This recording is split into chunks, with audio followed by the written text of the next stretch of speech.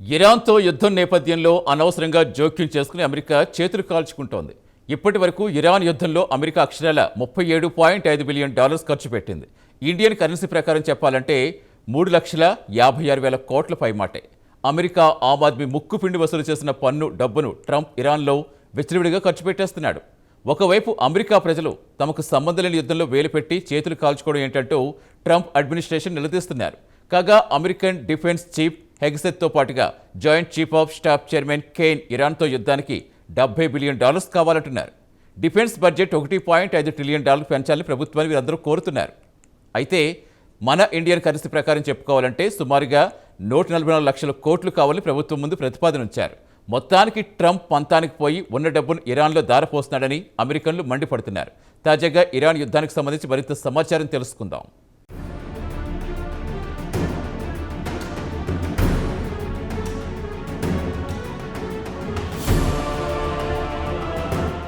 ఇరాన్లో అమెరికా డబ్బు మంచినీరులా ఖర్చు చేస్తుంది. ఇప్పటి వరకు ఈ యుద్ధంలో సుమారుగా $37.5 బిలియన్ వరకు ఖర్చయినట్టుగా యుఎస్ డిఫెన్స్ చీఫ్ పేటే హెగ్సెత్ మంగళవారం సెనెట్ అప్రాప్రియేషన్ కమిటీ లేదా కేటాయింపుల కమిటీ ముందు హాజరై చెప్పారు. ఈ ఏడాది డిఫెన్స్ బడ్జెట్ $1.5 ట్రిలియన్ కేటాయించాలని హెగ్సెత్తో పాటుగా joint chief staff chairman Cain కోరారు. అయితే $1.5 ట్రిలియన్ $70 బిలియన్ ఇరాన్పై యుద్ధానికి వినియోగించనున్నారు. అయితే యుద్ధంతో పరోక్షంగా అమెరికా పౌరులపై సుమారుగా $150 బిలియన్ భారం పడుతోందని మూడీస్ అంచనా వేసింది. దీనికి కారణం ఇంధన ధరలు అమాంతం పెరగడంతో సామాన్య అమెరికన్ ఈ భారం మొయ్యాల్సొస్తోంది. ఈ యుద్ధంపై ఎంత వ్యయం చేశారని డెమోక్రటిక్ సెనేటర్ డిక్ డెర్సన్ ప్రశ్నించినప్పుడు హెగ్సెత్ $37.5 బిలియన్ అని చెప్పారు. ఈ మొత్తంలో మెయింటెనెన్స్ ఖర్చు కూడా ఉందని చెప్పారే కానీ దానికి సంబంధించిన వివరాలు మాత్రం వెల్లడించలేదు.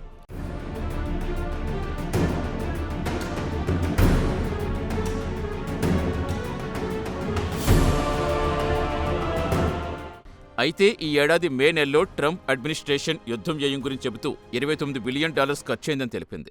మరో 2 నెలలు తిరిగేసరికి అది కాస్త $8 బిలియన్ పెరిగింది. కేటాయింపుల కమిటీ ముందు హెగ్సెత్ హాజరై యుద్ధానికి సంబంధించి వివరాలిచ్చారు. ఈ యుద్ధంలో అమెరికాకు భారీ ఎదురుదెబ్బలు తగులుతున్నాయి. ఒకవైపు ప్రాణనష్టం పెరిగిపోవడంతో ప్రజలు ట్రంప్ నిలదీస్తున్నారు. మరోవైపు ఇరాన్ భారీ మూల్యం చెల్లించుకోవాల్సిందని ట్రంప్ రంకెలేస్తున్నారు. గత వారాంతంలో ట్రంప్ ఇరాన్లో విద్యుత్ ప్లాంట్లు, బ్రిడ్జిలు లక్ష్యంగా చేసుకుని దాడులు చేసి ధ్వంసం చేస్తామని హెచ్చరించారు.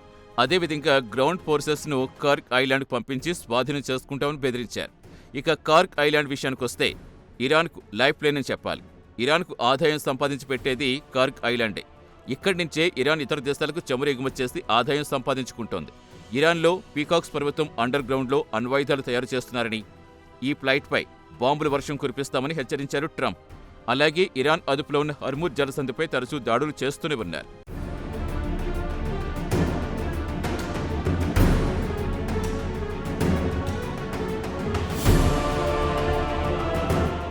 ఒకవైపు అమెరికా ఇరాన్పై విచ్చలవిడిగా దాడులు చేస్తుంటే దీనికి కౌంటర్గా ఇరాన్ గల్ఫ్ దేశాల్లో అమెరికా బేస్లపై క్షిపణులతో పాటుగా డ్రోన్లతో దాడులు చేస్తూ అమెరికా కంటి మీద కునుకు లేకుండా చేస్తోంది. ఇప్పటి వరకు అమెరికా తరపున సుమారు 18 మంది సైనికులు ప్రాణాలు కోల్పోయారు. దీంతో ట్రంప్ ఇరాన్పై ఆగ్రహంతో చిందులు వేస్తున్నారు. తాజాగా ఇరాన్ కువైట్లో విద్యుత్ ప్లాంట్లు, ఉప్పునీటిని మంచినీరుగా మార్చే ప్లాంట్లు ధ్వంసం చేస్తుంది. అలాగే బెహ్రెన్తో పాటు జోర్డాన్లో విచ్చలవిడిగా దాడులు చేసి తన కసి తీర్చుకుంటోంది. ఇక ఇరాన్కు మిత్రదేశమైన యెమెన్ విషయానికొస్తే సౌదీ అరేబియాకు చెందిన నౌకలకు ఎర్ర సముద్రం గుండా రవాణా కానివ్వమని దిగ్బంధం చేస్తామని హెచ్చరించింది. ఇదిలా ఉంటే మంగళవారం హెగ్సెత్ కేటాయింపు కమిటీ ముందు హాజరై తమ వద్ద ఆయుధాలు కూడా కరిగిపోతున్నాయని చెప్పారు. వెంటనే డబ్బు రిలీజ్ చేస్తే ఉత్పత్తి పెంచుతామని, ప్రస్తుతం rocket motors, hypersonics, counter drone capability కొరత ఉందని కమిటీ ముందు వివరించారు.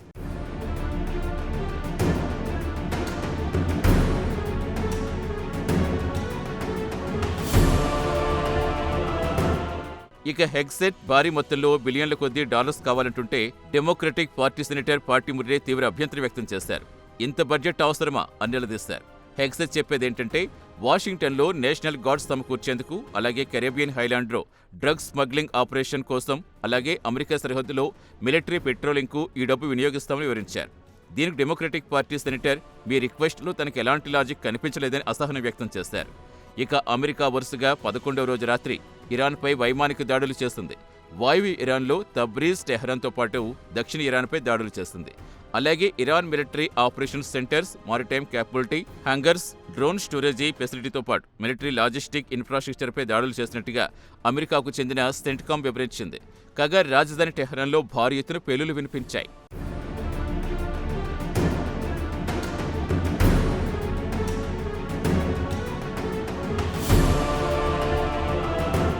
ఇదిలా ఉంటే మంగళవారం ఉదయం ఇరాన్ నుంచి వస్తున్న డ్రోన్లు అడ్డుకున్నామని కువైట్ ఆర్మీ తెలిపింది. ఈ నెల ప్రారంభం నుంచి అమెరికా ఇరాన్పై విచ్చలవిడిగా దాడులు చేస్తుంటే బదులుగా ఇరాన్ గల్ఫ్లో అమెరికా మిత్రదేశాలు కువైట్, బహ్రెయిన్, ఖతర్లపై దాడులు చేస్తుంది. ఇదిలా ఉంటే US secretary of state mark Rubio మాత్రం ఇరాన్తో తాము చర్చలకు సిద్ధంగా ఉన్నామని, అయితే టెహ్రాన్ మాత్రం చర్చలకు ఆసక్తి కనబరచడం లేదన్నారు. ఇక ఇరాన్ విషయానికొస్తే హర్ముజ్ జలసంధి తమ అదుపులో ఉంచుకుని అక్కడి నుంచి వెళ్లి వాణిజ్య నౌకల నుంచి టోల్ ఛార్జీలు వసూలు చేయటం, టోల్ ఇవ్వని వాణిజ్య నౌకలు పేల్చేయడం చేస్తోందని, అలాంటి వాటిని మనం అనుమతించకూడదని, ఇది అత్యంత ప్రమాదకరమని రూబియో తెలిపారు. హర్ముజ్ గుండా రవాణా అయ్యే వాణిజ్య నౌకలకు తాము రక్షణ కల్పిస్తామని హామీ ఇచ్చారు.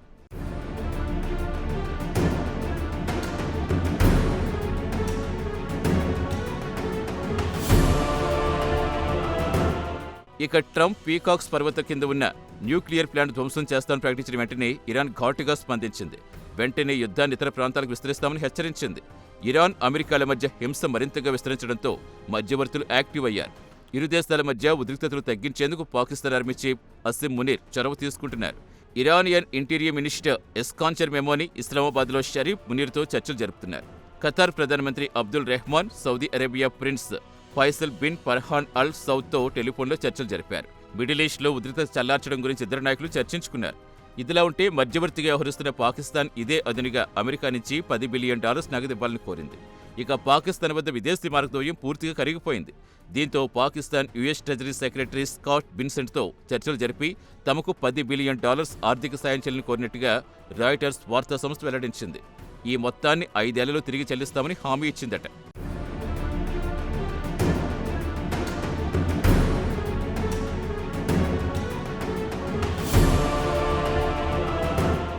ఇక పాకిస్తాన్ కరెన్సీ దారుణంగా క్షీణిస్తోంది. కరెన్సీ బలోపేతానికి స్టేట్ బ్యాంక్ ఆఫ్ పాకిస్తాన్ విదేశీ మారకద్రవ్య నిల్వలు పెంచుకోవాలనుకుంటోంది. ఇక ఐఎంఎఫ్ వద్దకు వెళ్లాలంటే ఐఎంఎఫ్ విధించే షరతులు అంగీకరించక తప్పడం లేదు. ఇప్పటికే పాకిస్తాన్ యూఏఈతో పాటుగా సౌదీ అరేబియా నుంచి పెద్ద మొత్తంలో రుణాలు తీసుకుంది. 2026 నాటికి పాక్ సుమారుగా $20 బిలియన్ వరకు తీసుకున్న రుణాలు తిరిగి చెల్లించాల్సి ఉంది. మరోవైపు పాకిస్తాన్ సెంట్రల్ బ్యాంక్ వద్ద విదేశీ మారకద్రవ్య నిల్వలు దారుణంగా క్షీణిస్తున్నాయి. ఇక ఇరాన్, అమెరికా మధ్య శాంతి చర్చల్లో కీలక పాత్ర పోషించినందుకు ట్రంప్ పాకిస్తాన్కు $10 బిలియన్ రుణమిచ్చి ప్రసన్నం చేసుకుంటారో లేదో కాలమే చెప్పాలి.